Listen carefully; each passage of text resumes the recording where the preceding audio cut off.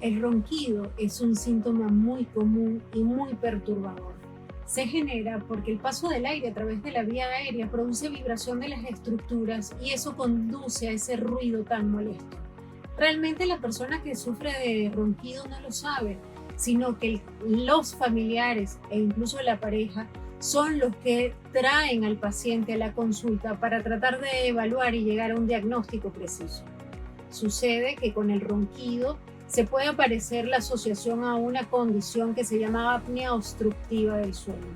En esta condición se produce unas paradas respiratorias intermitentes durante la noche que condicionan a que nosotros además podamos sentirnos cansados durante el día, sin energía, con problemas de concentración y memoria, y además detona múltiples enfermedades cardiovasculares como hipertensión y arritmia, metabólicas como diabetes, enfermedad neurológica.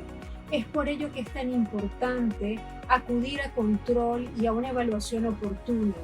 Además, si nuestra pareja o familiares nos dicen que durante la noche hacemos estas paradas respiratorias cuando roncamos, o nosotros nos levantamos con la sensación de atoro de no poder respirar, es más alta la probabilidad de tener asociado apnea obstructiva del sueño al ronquido.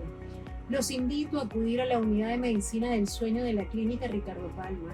Aquí contamos con múltiples equipos para hacer los diagnósticos adecuados y oportunos y además darle solución al problema para lograr un adecuado dormir y un despertar excelente.